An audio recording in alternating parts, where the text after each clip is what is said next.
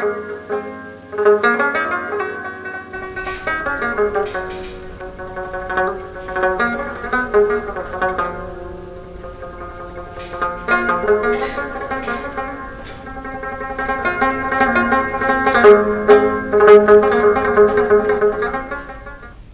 कार्यक्रम देख रहे सभी दर्शकों को मेरा नमस्कार।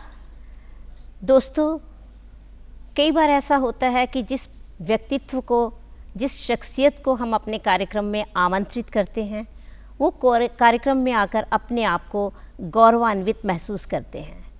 परंतु कभी कभी ऐसा होता है कि कुछ ऐसी शख्सियतें हमारे कार्यक्रम में आती हैं जिन्हें आमंत्रित करके हम अपने आप को, अपने कार्यक्रम को गौरवान्वित अनुभव करते हैं। आज भी ऐसा ही कुछ है, क्योंकि आज के इस रचना कार्यक्रम में हमने जिस शख्सियत को आमंत्रित किया है वो शख्सियत कोई मामूली शख्सियत नहीं है। ढेरों पुरस्कार उनके दामन में हैं, अपनी झोली में समेटे हुए हैं, और सबसे बड़ा पुरस्कार राष्ट्रपति सम्मान प्राप्त पुरस्कार है इनके पास। तो मैं बात कर रही हूँ डॉक्टर धर्मपाल साहिल जी की। साहिल जी नमस्कार। नमस्कार जी। आप हमारे स्टूडियो में आए हैं, आपका बहुत बहुत स्वागत है। धर्मपाल जी यूँ तो धर्मपाल शर्मा के नाम से जाने जाते हैं, परंतु साहित्य जगत में अगर हम बात करें तो इनका साहित्यिक नाम धर्मपाल साहिल है। तो साहिल जी, पहला तो मेरा प्रश्न आपसे यही रहेगा कि हमारे दर्शकों को बताइए ये साहिल आपके नाम के साथ कब और कैसे जुड़ा? सुषमा जी, शुरुआत में मेरी जो रचनाएं प्रकाशित हुई वह धर्मपाल शर्मा के नाम से ही प्रकाशित हुई थी। जब मैं सरकारी नौकरी में आया तो कुछ दोस्तों ने ये बताया कि भाई आपको अपना एक अलग से नाम रखना चाहिए। तो जब उस नाम की खोज शुरू हुई तो मैंने अपनी पत्नी से बात की इसके बारे में। तो उन्हें फिल्म अनपढ़ का एक गाना बहुत पसंद है कि आपकी नज़रों ने समझा प्यार के काबिल मुझे। तो उसमें आता है कि एक मिल गया साहिल मुझे। तो उनको वो कहने लगे कि मुझे साहिल शब्द बहुत प्यारा है। क्या बात है। तो आप ये नाम रखिए जी। तो इस तरह धर्मपाल शर्मा की बजाय धर्मपाल साहिल नाम जो है हमेशा जुड़ गया। तो देखिए कितनी अच्छी बात है, बल्कि मैं कहूँगी बड़ी विचित्र सी बात है। आमतौर पर तो हमारे समाज में ऐसा होता है कि पत्नियों को पुरुष नाम देते हैं, पर आपको ये साहिल नाम आपकी पत्नी ने दिया, बहुत ही गर्व की बात है, सम्मान की बात है। और साहिल की अगर हम बात करें तो साहिल अपने आप में बहुत कुछ समेटे है। साहिल यानी किनारा, एक किनारे से दूसरे किनारे तक। तो धर्मपाल साहिल जी भी अपने आप में बहुत कुछ समेटे हैं। बहुत से उपन्यास, बहुत सी कहानियाँ, मिनी कहानियाँ, लेख, शोध कार्य, और अगर मैं कहूँ तो कविताएं, ये भी आपने लिखी हैं, और थोड़े बहुत व्यंग्य भी आपने लिखे हैं। बहुत कुछ समेटे हुए हैं साहिल जी। तो साहिल जी, थोड़ा सा हमारे दर्शकों को ये बताइए कि अपनी पृष्ठभूमि क्या रही, आपकी पारिवारिक परिवेश कैसा रहा? मेरा जन्म पंजाब के जो सबसे पछड़ा हुआ एक क्षेत्र है, कंडी क्षेत्र जी, उसका एक बहुत छोटा सा गांव है तुंग, वहाँ हुआ। और 5वीं कक्षा तक मैं अपने गांव में पढ़ा। ये मैं बताना चाहूँगा कि आज से 50-60 साल पहले उस गांव में ना बिजली थी, ना पीने को पानी, ना स्कूल थे, ना कोई डिस्पेंसरी थी। बहुत बैकवर्ड इलाका था। तो 5वीं कक्षा पढ़ने के बाद पिताजी मुझे अपने साथ देहरादून ले गए। वहाँ वो नौकरी करते थे। अच्छा। तो मेरी बाकी सारी शिक्षा जो है वो देहरादून में हुई। मेरे भाई, मेरी पत्नी, मेरे बच्चे सभी अब हम होशियारपुर में रहते हैं। वहाँ पढ़ते हुए 6ठी क्लास में मैंने हमारे पाठ्यक्रम में एक मुंशी प्रेमचंद की कहानी थी, ईदगाह। हाँ जी, हाँ जी। तो वो ईदगाह कहानी ने मुझ पर ऐसा प्रभाव डाला कि जो मैंने अपनी नानी से देवी देवताओं की कहानियाँ सुनी थी, जो राजा रानियों की कहानियाँ थी, या और भूत प्रेतों की कहानियाँ सुनाते थे वो, तो मुझे लगा कि असल कहानी तो ये है जो मुंशी प्रेमचंद जी ने ईदगाह में लिखी है। तो यानी मतलब इतनी छोटी उम्र में, जब आप 6ठी क्लास में थे, 6ठी जमात में थे, तो आपके ऊपर ये कहानियों का प्रभाव होना शुरू हो गया। तो क्या कुछ तभी से लिखना शुरू कर दिया या बाद में? नहीं, मेरे को पहले पढ़ने का शौक पैदा हुआ। तो मेरी खुशकिस्मती रही कि 9वीं क्लास में मेरे पाठ्यक्रम में मुंशी प्रेमचंद की सर्वश्रेष्ठ कहानियाँ 16 कहानियों की पुस्तक पाठ्यक्रम में आ गई जी। तो वो कहानियाँ जब मैं पढ़ी और मैं बताना चाहूँगा दर्शकों को कि इतना शौक जाग गया था कि मैं साइंस पढ़ते हुए, इंग्लिश पढ़ते हुए, मैथ पढ़ते हुए भी नीचे किताब मुंशी प्रेमचंद की कहानियों की रख लेता था। क्या बात है। और इस कारण मुझे कई बार अपने पिताजी से डांट भी पड़ी और वो कहते थे कि तू नहीं पढ़ पाएगा अगर तू कहानियों में लगा रहेगा, इन्हीं को पढ़ता रहेगा। तो ये पढ़ने का शौक़ फिर मुझे जैसे जैसे मैं बड़ी क्लास में जाता गया और मैं बताना चाहूँ कि जैसे बीएससी कर रहा था जब मैं या एमएससी, तो मेरे को जो हमें कॉलेज लाइब्रेरी से 2 किताबें एक बार में इशू होती थी जी। तो मैं एक ऐसा छात्र था जो एक किताब साइंस की और एक साहित्य की 2 किताबें मैं लेके आता था वहाँ से पढ़ने के लिए। और तो यानी ये मतलब दोहरा व्यक्तित्व साथ साथ चल रहा था। आप विज्ञान के छात्र थे और मूलतः अंदर से जो आपका रुझान हो रहा था वो साहित्य की तरफ हो रहा था जी। और जो लिखने का आपने पूछा मुझे कि वो भी एक बड़ी ही चमत्कारिक घटना कहूँगा मैं इसे कि कॉलेज में पढ़ते हुए कॉलेज के मैगजीन के लिए रचनाओं की मांग की गई जी। तो उस समय, क्योंकि मैं उस समय तक मुंशी प्रेमचंद, शरद चंद्र को, विमल मित्र को, धर्मवीर भारती को, बड़े नाम जो थे मैं उनको पढ़ चुका था। अच्छा। तो मेरे मन में भी आया कि मैं भी कुछ लिख के देखूं। पढ़ते पढ़ते लिखने का शौक जागा। तो मैंने कॉलेज की ही एक घटना को लेकर कहानी लिखी। अच्छा। कहानी का नाम था उपहार। तो ये लंबी कहानी थी या लघु कथा? ये मुझे पता ही नहीं था कि ये लघु कथा क्या होती है और कहानी क्या होती है। तो वो शायद कहानी ही कह सकते हैं उसे। तो वो जब कॉलेज मैगजीन में प्रकाशित हुई और जो हिंदी के विभागाध्यक्ष थे वहाँ द्विवेदी जी, तो उन्होंने मुझे बुला के कहा कि भाई ये कहानी तूने खुद लिखी है? तो मैंने कहा जी मैंने ही लिखी है। तो कह रहे कि अगर ये सच, मैंने बताया कि ये कॉलेज की घटना पर लिखी हुई है। तो उन्होंने मुझे आशीर्वाद दिया कि बेटा तू कहानी लिखना मत छोड़ना, कहानी अच्छी लिख सकता है जी। तो यहाँ से कहानी लिखने की तो मतलब कॉलेज के समय से आपने कहानी लिखना शुरू किया। तो सबसे पहले आपका रुझान कहानियों की तरफ ही गया? हाँ, मुझे बाद में पता लगा कि जो मैं छोटी आकार की कहानियाँ लिखता हूँ ये लघु कथाएं होती हैं जी जी जी। तो शुरुआत मेरी लघु कथा से हुई। मेरा पहला जो लघु कथा संग्रह है खुलती गांठें। अच्छा। ये खुलती गांठें मेरे हाथ में है, ये मेरे दर्शक देख सकते हैं। ये धर्मपाल साहिल जी का कहानी संग्रह आप कह रहे हैं, लघु कथा संग्रह खुलती गांठें, धर्मपाल साहिल जी की प्रकाशित पुस्तिका है ये हमारे बीच में। इसके बाद मुझे लगा कि लघु कथा लिखते लिखते कि बात करने के लिए कुछ और बड़ा कैनवास चाहिए जी। तो मैं बात जो करनी चाहता हूँ वो ये छोटा कलेवर है इसका जी। तो फिर मैं धीरे धीरे बड़ी कहानियों की ओर आ गया जी। वो कहानियाँ भी मेरी पत्रिकाओं में, समाचार पत्रों में प्रकाशित होनी शुरू हुई। और मैं ये बात बड़ी खुशी से बताना चाहूँगा दर्शकों को कि 1995 में भाषा विभाग पंजाब द्वारा जो कहानी प्रतियोगिता कराई जाती थी जी।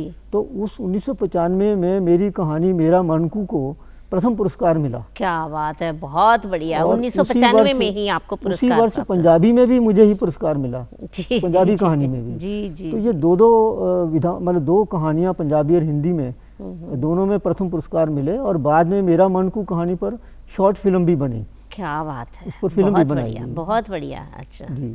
तो फिर ये कहानियों का सिलसिला इस तरह जारी हुआ कॉलेज से लेके, फिर पहले आपने लघु कथाएं लिखी, फिर उसके बाद कहानियां लिखना शुरू कर दिया। तो ये सिलसिला, क्योंकि मैं अपने दर्शकों से बात कर रही थी कि धर्मपाल साहिल जी उपन्यास भी लिख चुके हैं, लेख भी लिखे हैं, कविताएं भी लिखी हैं, तो ये सिलसिला कहानियों से फिर किस तरफ बढ़ा? कहानियों से फिर मैं उपन्यास पर आया जी। और लगभग 20 साल से मैंने अपने आप को उपन्यास विधा पर केंद्रित किया हुआ है। अच्छा। और इस दौरान मेरे 11 उपन्यास जो हैं प्रकाशित हो चुके हैं। हाँ, कुछ एक उपन्यास मेरे सामने भी हैं। ये देखिए, ये एक है सोलमेट है ना, तो ये उपन्यास धर्मपाल साहिल जी का लिखा हुआ है। अच्छा, एक और मेरे सामने आपकी पुस्तक है, ये जो मचान है, इसके बारे में मैंने सुना है इसको पुरस्कार मिला है, कोई विशेष पुरस्कार? मचान उपन्यास को अखिल भारतीय उपन्यास प्रतियोगिता में 2020 में प्रथम पुरस्कार इसे प्राप्त हुआ था। बहुत बढ़िया, बहुत ही। और इसका विषय जो है वो कंडी क्षेत्र जो है हमारा, वहाँ के जो किसानों की समस्या है।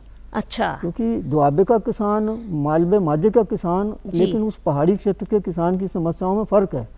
तो वहाँ की संस्कृति और वहाँ की किसान समस्या को केंद्रित में रख के ये। अच्छा, ये मचान जो हमने अभी दर्शकों को दिखाया तो ये विशेषकर किसानों की समस्याओं को लेकर है।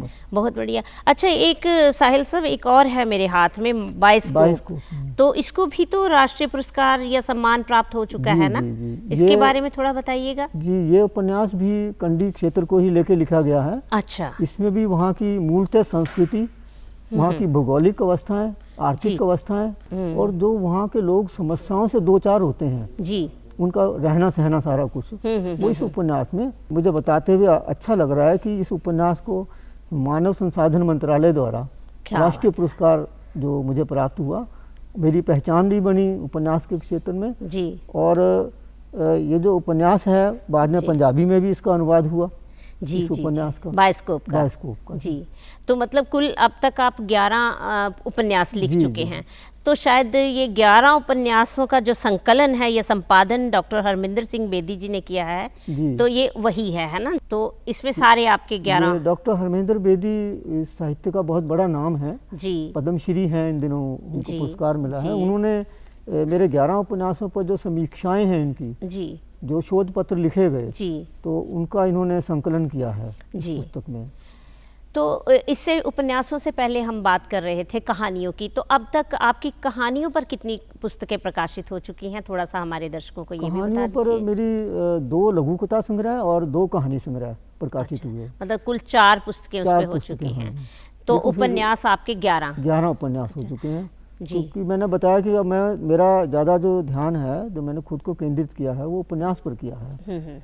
और उपन्यास में मैं अपनी बात बड़ी खुल के कह पाता हूँ, अलग अलग विषयों पर और ज़्यादा पात्र लेके बात कर सकता हूँ। अच्छा, बात आपने पात्रों की है तो अगला जहन में यही सवाल पैदा हो रहा है कि आपसे ये जाना जाए, या हमारे दर्शक ज़रूर जानना चाहेंगे कि जब आप पात्रों का चयन करते हैं जी, चाहे कहानी के पात्रों की बात करूं या उपन्यास के पात्रों की बात करूं, तो ये पात्र काल्पनिक होते हैं या आप अपने आसपास से उठाते हैं? साहित्य में खास करके कथा क्षेत्र में हम बिल्कुल काल्पनिक नहीं कुछ भी लिख सकते जी। उसके लिए हमें यथार्थ में से पात्र लेने पड़ते हैं। और ये पात्र मेरे बड़े साधारण पात्र होते हैं जो मेरे आसपास के हैं, और लेकिन मैं उन साधारण पात्रों में भी असाधारणता ढूंढता हूँ, मेरी कोशिश होती है। और ये आपके पास डांडी उपन्यास है, मंदबुद्धि पात्र था वहाँ जो लोगों को पानी पिलाता था जी। उसे अपने बारे में कोई ज्ञान ही नहीं था, ना आसपास के समाज के बारे में, सारी उम्र पानी पिलाता रहा वो। तो वहाँ पानी पिलाने वाले को डांडी कहा जाता है। अच्छा। तो उसके जीवन में उस साधारण से व्यक्ति का जो एक स्तर है, वो आम लोगों में जो आम विकार मिलते हैं वो उसमें नहीं थे, लेकिन वो जीवन को इतना ऊंचा ले गया, वो उपन्यास को पढ़ने के बाद पता लगता है। और जो हमारे शास्त्रों में खास करके आध्यात्मिक क्षेत्र में जो बताया जाता है ना, जो हमारे विकार हैं, काम, क्रोध, लोभ, मोह, अहंकार, अगर हम उनसे अलग हो जाएं तो जीवन बहुत ऊंचा उठ जाता है। सही है। तो ये जो पात्र है डांडी का, किशन पात्र, ये सचमुच मन बुद्धि है, इसी कोई लोभ नहीं है, अहंकार नहीं है, मोह नहीं है, माया नहीं है, कुछ भी नहीं है। हुआ है कुछ। बात हमने पात्रों की है, लेकिन अब मैं धीरे धीरे दूसरी तरफ भी आना चाहूंगी कि पात्रों के साथ साथ विषय चयन भी होता है। बिल्कुल। तो जब आप कहानी लिखते हैं तो तब जहन में विषय कैसे आते हैं? किन विषयों को लेकर आपका ज़्यादा रुझान रहता है कहानियों में? मेरे चाहे कहानियाँ हैं या चाहे उपन्यास हैं जी, ये मूल तौर पर समस्या मूलक हैं। जी, वो समस्याएं जो वैसे जिक्र कर चुका हूँ कि जो हमारे परिवारों में, हमारे समाज में और हमारे देश की समस्याएं जी, तो उन समस्याओं को ही मैं विषय बनाता हूँ। और मेरा एक उपन्यास समझौता एक्सप्रेस जो है वो भारत पाक विभाजन पर आधारित है। अच्छा जी। तो वो उपन्यास उस त्रासदी को लेकर है, लेकिन उसमें मैंने, आप पूछ सकते हैं कि मैंने नया उसमें क्या दिया, तो क्योंकि उस पर बहुत साहित्य लिखा जा चुका है। जी, जी। तो मेरी उस कोशिश ये हुई है उस विषय पर कि जिन तथ्यों को, जिन बातों को हमारे इतिहास में जो अब तक हमें पढ़ाया गया उसमें उनको उजागर नहीं किया गया, ऐसे शहीद जो हमारे सामने नहीं आ सके, बहुत लाखों लोगों ने कुर्बानियाँ दी थी। तो उस उपन्यास के माध्यम से मैंने उन तथ्यों को और उन शहीदों को, उन बलिदान देने वाले व्यक्तियों को सामने लाने की कोशिश की है। हाँ, जो अछूते रह गए थे, अन्य लेखक ज़्यादा ध्यान नहीं दे पाए थे, उन पर ध्यान नहीं दे पाए। बहुत बार होता है कि समाज में इतनी सारी घटनाएं होती हैं, आप कुछ एक घटनाओं को तो उठा लेते हैं, कुछ घटनाएं अनदेखी भी रह जाती हैं। कुछ मेरे एक उपन्यास है बेटी होना, और दूसरा और कितनी, ये 2 उपन्यास विशेष तौर पर कन्या भ्रूण हत्या पर जी, और जो हमारी बेटियां शादी के बाद दहेज के कारण जला दी जाती हैं या उनको आत्महत्या करनी पड़ती है, वो ऐसे दुखान से गुजरती हैं जी। तो दोनों उपन्यास इस विषय को लेकर लिखे गए हैं। तो ये एक और उपन्यास मेरे हाथ में है, कोहकनी जी। ये भी साहिल जी आपका लिखा हुआ ही उपन्यास है, कोहकनी जी। इसमें आपने कौन से पात्र लिए और क्या विषय रखा है, इसके बारे में भी थोड़ा हमारे दर्शकों को बता दीजिए। कोहकनी का अर्थ होता है पहाड़ तोड़ने या खोदने जैसी कर्मठ परिश्रम करने वाला व्यक्ति। तो ये कोहकनी स्त्री पात्र है, वैसे कोहकन होता है जो मर्द पात्र होता है। तो इस उपन्यास में जो ये नायिका प्रधान है, इसमें स्त्री पात्र जो है वो मुख्य है।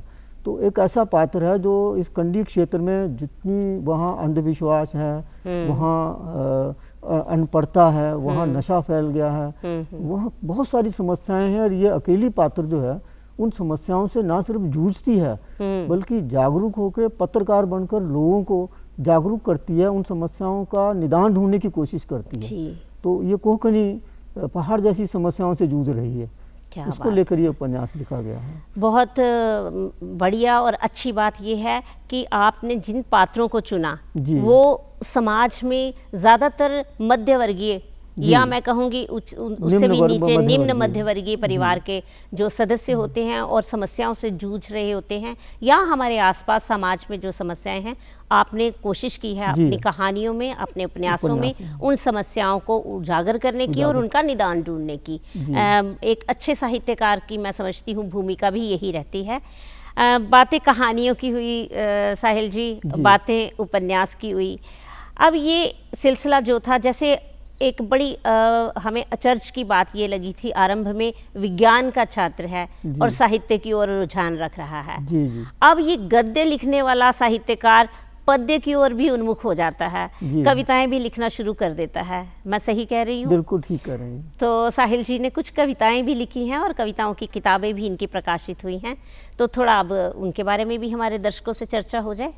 हाँ, ऐसा है कि हर एक विचार, हर एक घटना ना कहानी बन सकती है, ना लघु कथा, ना उपन्यास।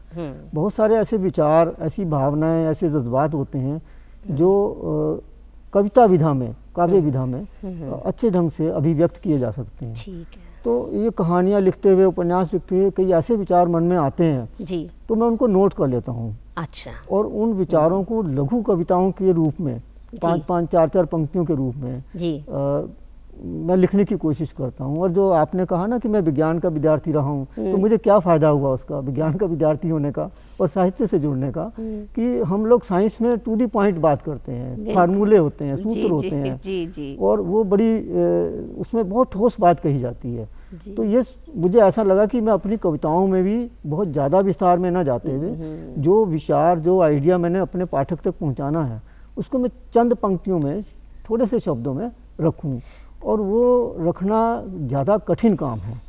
कम शब्दों में बड़ी बात कहना, जटिल बात को जाहिर सी बात है भाई, गागर में सागर भरना अपने आप में बहुत मुश्किल काम है। बिल्कुल। तो वो मेरी लघु कविताओं को पसंद किया गया पाठकों द्वारा, और वो समय समय पर प्रकाशित भी हुई। और आजकल सोशल मीडिया है तो उस पर मैं अक्सर गुड मॉर्निंग या दूसरे मैसेज देने की बजाय लघु कविताएं अपने पाठकों को और अपने साथियों को मैं भेजता हूँ। कुछ हमारे दर्शकों को भी यहाँ प्रस्तुत कर दीजिए कुछ नमूना अपनी लघु कथाएं, लघु कहानियाँ या लघु कविताएं जो आपने लिखी थी ना, उसकी लघु कविताओं की बात कर लेते हैं दर्शकों के साथ। मैं दर्शकों को के सामने रखना चाहूँगा कि जैसे पर्यावरण की एक समस्या है और लैंड स्लाइडिंग अक्सर होती है, तो चंद शब्दों में आपको मैं सामने रखने जा रहा हूँ कि कविता का शीर्षक है आक्रोश। आक्रोश। आक्रोश। अच्छा। कि जंगल काटे, सीने चीरे, कितना सिसके होंगे पहाड़। जंगल काटे, सीने चीरे, कितना सिसके होंगे पहाड़। रोश में भर के जाम लगाने, रोश में भर के जाम लगाने, तभी तो खिसके होंगे पहाड़। वाह वाह, क्या बात है। रोश में भर के जाम लगाने, तभी तो खिसके होंगे पहाड़। इसी तरह एक और पहाड़ों का आक्रोश आपने दिखाया। आक्रोश रखा है। जी, जी, आज मोबाइल का युग है और नवजन्मे बच्चे से लेकर बुजुर्ग तक मोबाइल के हाथों का खिलौना बन गया है। तो ये कविता का शीर्षक है खिलौना। जी। चंद पंक्तियां हैं कि खिलौने जैसा बच्चा हाथों में लेकर मोबाइल का खिलौना, खिलौने जैसा बच्चा हाथों में लेकर मोबाइल का खिलौना, मोबाइल का खिलौना मोबाइल के हाथों का खिलौना बन गया है। वाह वाह वाह। खिलौने जैसा बच्चा हाथों में लेकर मोबाइल का खिलौना मोबाइल के हाथों का खिलौना हो गया है। घर का सबसे प्यारा खिलौना कहीं खो गया है। घर का सबसे प्यारा खिलौना कहीं खो गया है। ये इस जो दौर की बात है, समकालीन उसमें। और एक ऐसी छोटा सा एक और नमूना रखना चाहूँगा कि मकान बहुत चंद शब्दों में है कि एक ईंट का सिरहाना, 2 ईंट का पखाना और 3 ईंटों का चूल्हा। एक ईंट का सिरहाना, 2 ईंट का पखाना, 3 ईंट का चूल्हा, कुल 6 ईंटों से बन जाता है मजदूर का मकान। वाह वाह वाह। कुल 6 ईंटों से बन जाता है। क्या बात आपने रखी है। कुल 6 ईंटों से बन जाता है मजदूर का मकान, बाकी ईंटों से बनते हैं बंगले आलीशान। बहुत ही बढ़िया। मैं तो इसी में डूब गई, आपकी ये चंद पंक्तियाँ। एक ईंट का सिरहाना, 2 ईंट का पखाना और 3 ईंट का चूल्हा, इसी 6 ईंटों से बन जाता है मजदूर का मकान। बिल्कुल वही। बड़ी त्रासदी है ये हमारे देश की जो हमारा ये ऊंच नीच का फर्क है, नीचे का और ऊपर का। तो चलिए बात को आगे बढ़ाते हैं क्योंकि समय हमारे पास बहुत थोड़ा रह जाता है। आपके पास तो अथाह खजाना है। मेरी नज़र पड़ रही है, मैं अपने दर्शकों को बताना चाहती हूँ कि धर्मपाल साहिल जी सिर्फ हिंदी में ही नहीं लिखते, पंजाबी में भी लिखते हैं। और मेरे हाथ में इनकी एक बहुत ही अच्छी पुस्तक आई है, कंडी पहाड़ी खेतर दी बोली। तो मैं चाहूँगी साहिल जी संक्षेप में थोड़ा इसके बारे में भी बता दीजिए हमारे दर्शकों को।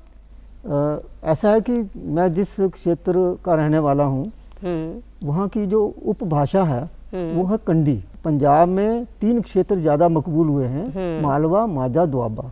इनकी जो बोलियां भी हैं पंजाबी में वही ज़्यादा साहित्य में आई हैं, साहित्य ज़्यादा लिखा गया।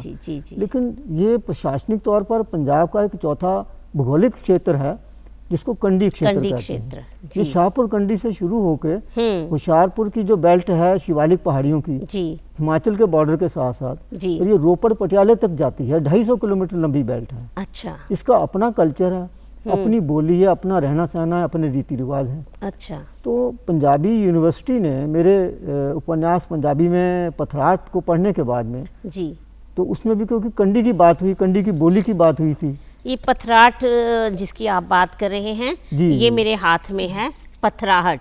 अच्छा, इसके बारे में कुछ आप हमारे दर्शकों को बता रहे हैं। बोली का इस्तेमाल किया गया। जी। तो उन्होंने मुझे, भाषा विकास विभाग है पंजाबी यूनिवर्सिटी का, उन्होंने मुझे कहा कि आप इस बोली को जो है ना एक डिक्शनरी शब्दकोश के रूप में संभालिए। तो ये प्रोजेक्ट मुझे मिला और ये कंडी पहाड़ी क्षेत्र की जो बोली है, उपबोली, जो बिल्कुल मरने के किनारे पर है, खत्म होने पर आ रही है, तो इसका जो शब्द संग्रह है वो मैंने तैयार किया, जिसे पंजाबी यूनिवर्सिटी ने प्रकाशित किया। अच्छा। और विश्व पंजाबी कॉन्फ्रेंस में उन्होंने इसको विमोचन भी इसका किया। क्या बात है। और शायद ये कंडी की सांस्कृतिक विरासत जो है इसमें आपने उसी को समेटने का प्रयास किया है। सांस्कृतिक वहाँ के रीति रिवाज है, रहना सहना है, जन्म से लेकर मौत तक, उन सभी को इसमें समेटने की कोशिश की है। तो डॉक्टर धर्मपाल साहिल जी से हम बात कर रहे थे, अथाह सागर अपने में समेटे हुए हैं। हम कहें अगर कोई भी शख्सियत होती है, देखने में 5 फुट 6 फुट तक का आदमी होता है, लेकिन अपने आप में इतना अथाह सागर समेटे होते हैं, उनको एक कार्यक्रम में समेट पाना अपने आप में बहुत मुश्किल लगता है। फिर कभी बात होगी साहिल जी से, फिर इनसे बातें करेंगे, चर्चा करेंगे अन्य पुस्तकों को लेके और आगे के कार्यक्रम को लेके। अभी क्योंकि समय अनुमति नहीं दे रहा, हम अपनी बात यहीं समाप्त करेंगे। साहिल सर, आप हमारे कार्यक्रम में आए, आपका बहुत बहुत धन्यवाद। आपका भी बहुत बहुत धन्यवाद, दूरदर्शन का भी बहुत बहुत धन्यवाद।